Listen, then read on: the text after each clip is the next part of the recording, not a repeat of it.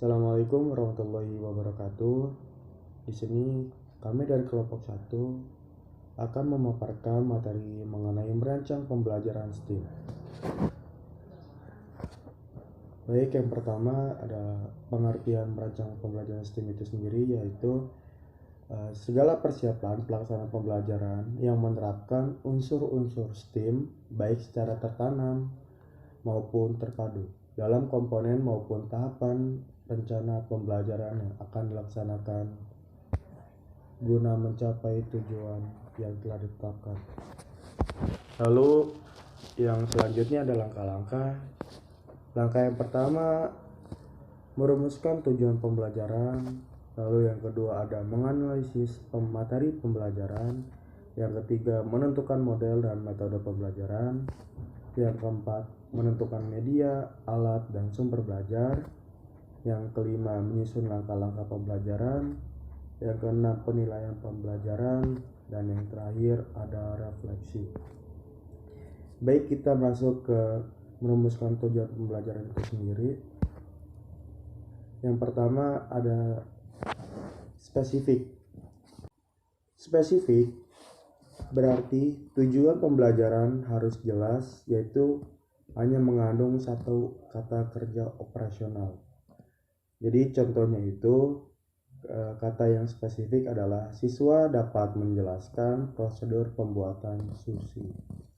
Lalu yang selanjutnya ada measurable. Measurable adalah menekankan pada pentingnya kriteria yang digunakan untuk mengukur besarnya kemajuan yang dibuat dalam mencapai target. Jadi di sini measurable contohnya yaitu siswa dapat menjelaskan dua fungsi protein dalam pertumbuhan manusia. Tujuan tersebut memiliki kriteria yang pasti. Lalu yang ketiga ada achievable. Achievable berarti target harus realistis dan dapat dicapai.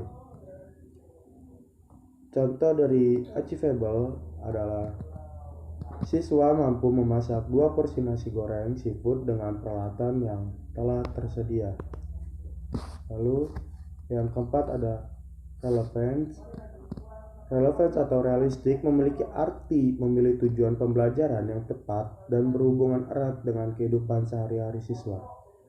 Contohnya itu, siswa dapat membuat 3 jenis masakan khas Jawa Tengah dengan waktu kurang dari 3 jam. Tujuan relevan dan realistik karena berkaitan dengan lingkungan siswa dan dapat diukur dengan jelas. Lalu yang terakhir ada timely atau time bound. Timely atau time bound menekankan pada pentingnya menempatkan tujuan dengan kerangka waktu, yakni memberikan batas waktu mencapai tujuan yang jelas. Contohnya, siswa dapat mencetak 10 butir kue semprit dalam waktu 1 menit. Lalu selanjutnya akan dijelaskan oleh Devi. Kepadanya saya persilakan.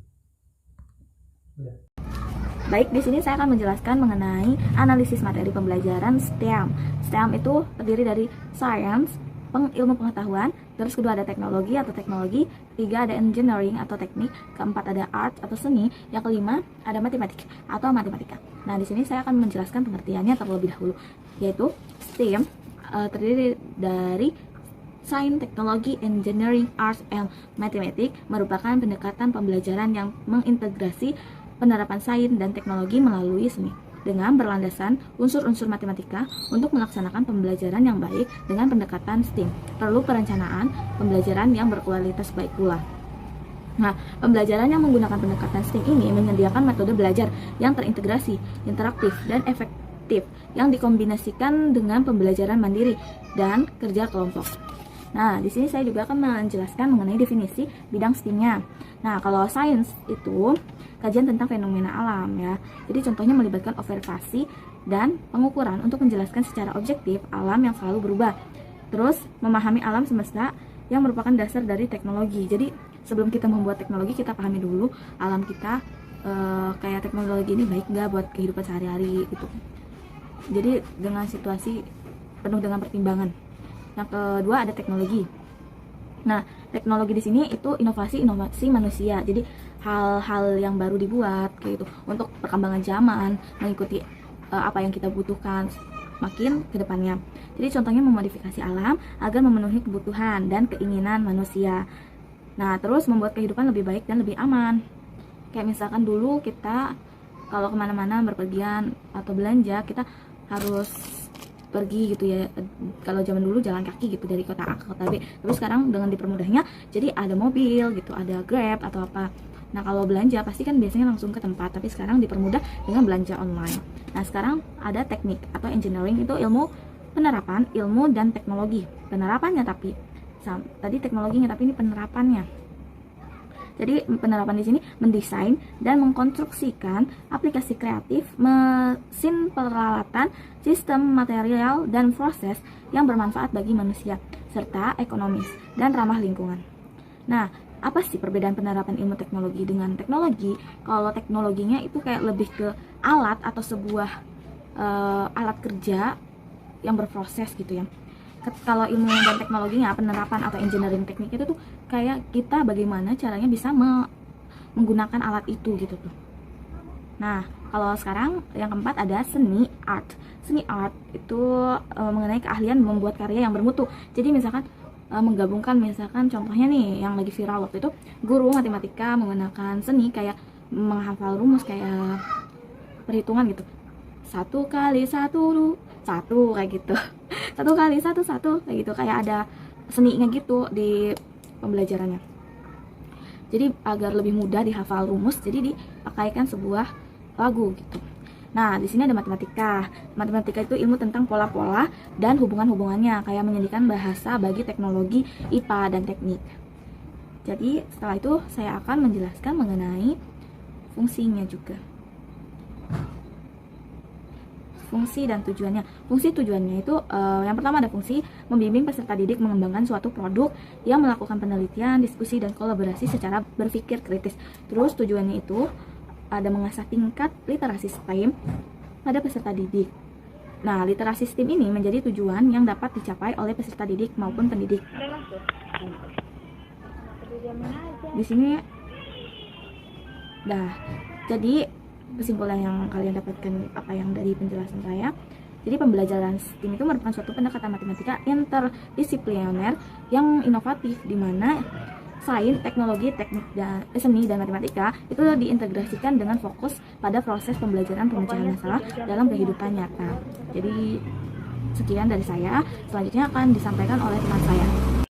Selanjutnya adalah menentukan model dan metode pembelajaran pada pembelajaran STEM. Nah, model-model yang cocok pada pembelajaran STEM ini ada inquiry based learning, discovery based learning, project based learning maupun problem based learning.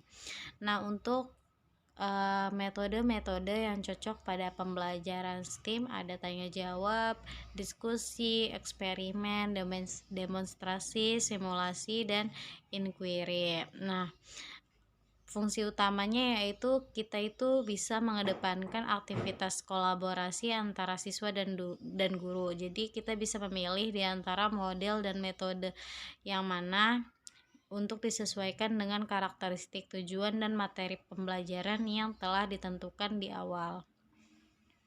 Nah, selain model dan metode yang telah disebutkan tadi, tidak menutup kemungkinan apabila kita hendak menggunakan model dan metode lain yang menurut kita itu cocok digunakan untuk pembelajaran dengan pendekatan STEM.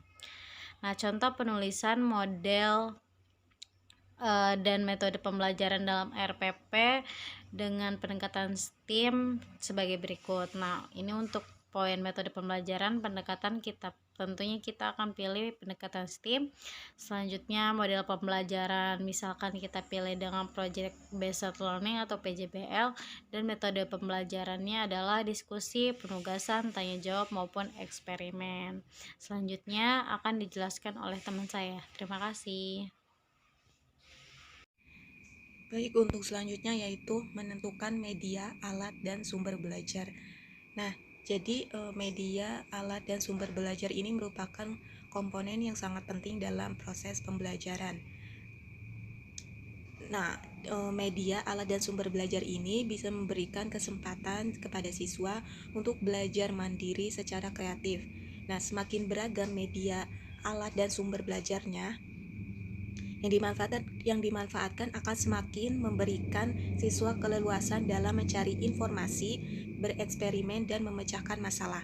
Nah, di sini dalam menentukan media, alat, dan sumber belajar itu kita menggunakan dua pendekatan, yaitu yang pertama by design dan by utilization.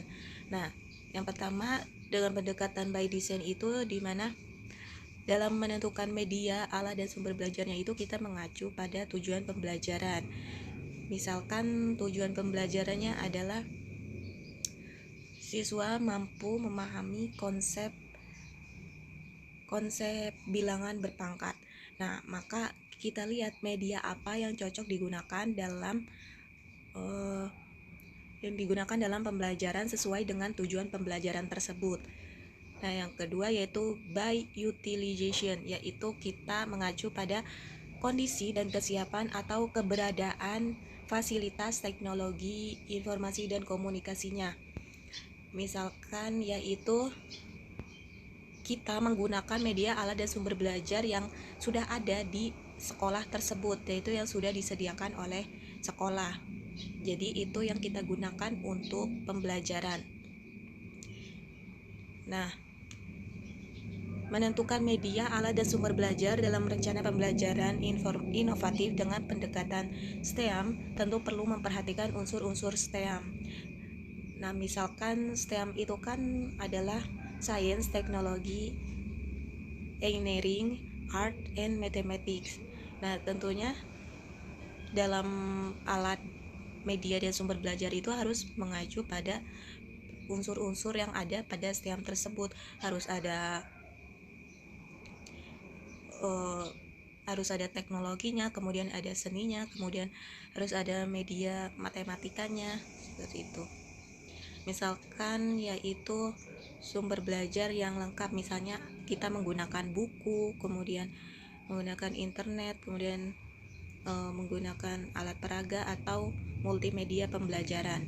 Nah, misalkan di sini contohnya ini penulisan media pembelajaran di RPP yaitu penulisannya media pembelajaran. Nah, medianya ini itu ada Google Meet, misalkan Google Classroom, kemudian aplikasi GeoGebra, kemudian media sosial YouTube, kemudian ada PowerPoint, aplikasi chatting WhatsApp. Nah, ini kan mengacu pada pembelajaran STEM, yaitu ada teknologinya. Kemudian alat dan bahan, misalkan kita menggunakan laptop, handphone, tablet, pen, kemudian jaringan internet, seperti itu. Kemudian menggunakan sumber belajar, misalkan di sini contohnya yaitu kita menggunakan modul dari Amenda. Kemudian yang kedua misalkan sumber belajarnya yaitu dari internet, dan yang ketiga misalkan sumber belajarnya itu dari YouTube. Kemudian yang keempat itu dari buku. Nah, yang kelima itu dari lingkungan sekitar. Jadi di sini lengkap ya, unsur-unsur STEM-nya itu ada di sini. Jadi seperti itu penjelasan tentang media, alat, dan sumber belajar. Nah, untuk selanjutnya yaitu menyusun langkah-langkah pembelajaran yang akan dijelaskan oleh Dwi Listiasari. Selanjutnya ada menyusun langkah-langkah pembelajaran. Komponen utama pada RPP ada 3 tahap. Yang pertama yaitu pendahuluan. Pendahuluan di sini tugas guru yang pertama menyiapkan siswa secara psikis dan fisik untuk mengikuti proses belajar. Yang kedua menjelaskan tujuan pembelajaran atau kompetensi dasar yang akan dicapai. Yang ketiga, guru memberikan motivasi kepada peserta didik untuk bersungguh-sungguh dalam belajar siswa dalam kehidupan sehari-hari. Yang terakhir yaitu mengajukan pertanyaan-pertanyaan yang berkaitan pengetahuan sebelumnya dengan materi yang akan diberikan. Yang kedua ada kegiatan inti. Kegiatan inti ada 3 yaitu eksplorasi, terus ada elaborasi dan konfirmasi. Yang pertama ada eksplorasi. Di sini tugas guru yang pertama melibatkan siswa mencari informasi yang luas dan dalam tentang topik atau tema materi yang akan dipelajari dengan menerapkan prinsip alam tak kambang. Jadi guru dan pelajar belajar dari aneka beragam sumber. Yang kedua, di sini ada menggunakan beragam pendekatan pembelajaran, media pembelajaran, dan sumber belajar lainnya.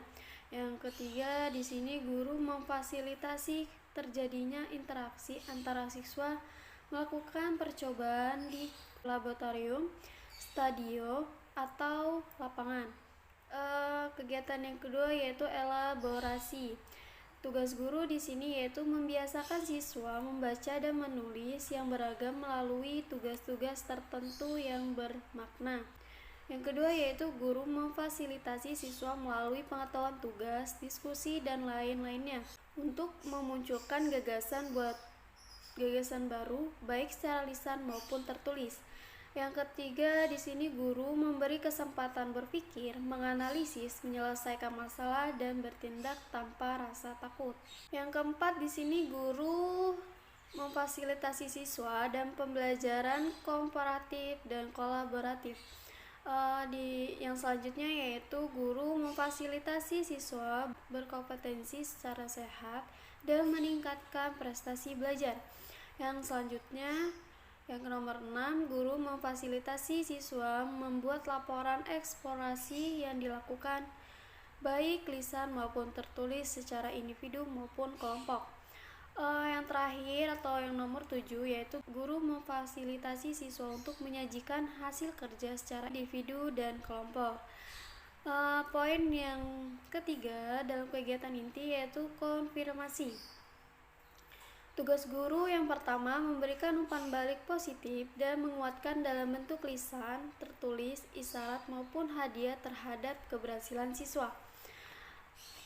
Terus yang kedua, guru berfungsi sebagai narasumber dan fasilitator dalam menjawab pertanyaan siswa yang menghadapi kesulitan dengan menggunakan bahasa yang mudah dipahami. Yang ketiga yaitu guru membantu menyelesaikan masalah. Yang keempat, memberi acuan agar siswa dapat melakukan pengecekan hasil eksplorasi. Yang kelima yaitu guru memberi informasi untuk bereksplorasi lebih jauh. Dan yang terakhir, guru memberikan motivasi kepada siswa yang kurang atau belum partisipasi aktif. Yang terakhir ada kegiatan penutup. Di sini guru memberikan umpan balik terhadap hasil pembelajaran. Terus guru merencanakan kegiatan tindak lanjut dalam bentuk tugas berbentuk kelompok ataupun individu. Di sini juga guru bersama-sama dengan siswa menyampaikan kesimpulan atau membuat kesimpulan. Terus yang terakhir di sini guru menyampaikan rencana pembelajaran pada pertemuan berikutnya. Selanjutnya, penilaian pembelajaran. Dalam penilaian pembelajaran ini terbagi dua pendekatan. Nah, yang pertama ini ada pendekatan tertanam dan yang kedua ada pendekatan terpadu. Pendekatan tertanam, pembelajaran STIM secara tertanam itu secara luas dapat didefinisikan sebagai pendekatan pendidikan di mana domain pengetahuan ini itu diperoleh melalui penekanan pada situasi dunia nyata dan teknik memecahkan masalah dalam konteks sosial, budaya, dan fungsional. Dalam pendekatan tertanam, salah satu konten atau materi lebih diutamakan, sama juga dalam pendekatan silo, sehingga mempertahankan integritas dari subjek. Kelemahan dalam pendekatan tertanam yaitu dapat mengakibatkan pembelajaran terpotong-potong jika seorang siswa tidak dapat mengaitkan konten tertanam dengan konten utama. Siswa beresiko hanya belajar sebagian dari pelajaran daripada manfaat dari pelajaran secara keseluruhan. Selain itu adalah penting untuk memastikan komponen yang tertanam sudah siswa pelajari sebelumnya pada tingkat kelas yang sesuai. jika guru harus berhenti dan mengajar atau meremediasi siswa pada pengetahuan yang tertanam, proses belajar siswa dapat terganggu. Yang kedua, pendekatan terpadu. Pendekatan terpadu untuk pendidikan STIM membayangkan menghapus tembok antar masing-masing konten STIM dan mengajar mereka sebagai satu subjek. Pendekatan terpadu diharapkan dapat meningkatkan minat pada bidang STIM, terutama jika itu dimulai sejak siswa masih muda. Pendekatan terpadu itu menghubungkan materi dan berbagai bidang STIM yang diajarkan di kelas berbeda dan pada waktu yang berbeda, dan menggabungkan komen lintas kurikuler dengan keterampilan berpikir kritis, keterampilan pemecahan masalah, dan pengetahuan untuk mencapai suatu kesimpulan. Pendekatan terpadu adalah pendekatan yang terbaik untuk pembelajaran STIM. Selanjutnya akan dijelaskan oleh Mamai Humairah. Oke, selanjutnya di sini ada menyusun refleksi. Ada dua. Yang pertama ada pengayaan dan remedial. Kegiatan ini berisikan kegiatan yang akan dilakukan apabila siswa berhasil atau belum berhasil mencapai tujuan pembelajaran setelah dilaksanakannya penilaian atau evaluasi. Untuk itu, penyusunan kegiatan tindak lanjut dalam RPP yang menerapkan pendekatan STEM ini sangat bergantung dari kegiatan penilaian yang telah dijelaskan sebelumnya. Adapun kegiatan tindak lanjut dalam konteks ini sama saja dengan kegiatan tindak lanjut lainnya, yaitu berupa kegiatan remedial dan kegiatan pengayaan. Pengayaan ini apabila siswa berhasil mencapai tujuan pembelajaran, yang dimana jika ada siswa yang sudah tuntas dalam memahami materi, guru memberikan materi dan atau tambahan. Guru juga memberikan pengayaan untuk siswa yang telah tuntas pada evaluasi sebelumnya. Nah, yang kedua ada remedial, di mana jika ada siswa yang belum tuntas dalam memahami materi, guru memberikan materi ulang tentang materi sebelumnya. Guru juga memberikan remedial untuk siswa yang belum tuntas ada soal evaluasi sebelumnya. Oke, mungkin itu dari penjelasan dari kelompok kami. Kurang dan lebihnya mohon maaf. Wabillahi taufiq wal hidayah. Wassalamualaikum warahmatullahi wabarakatuh.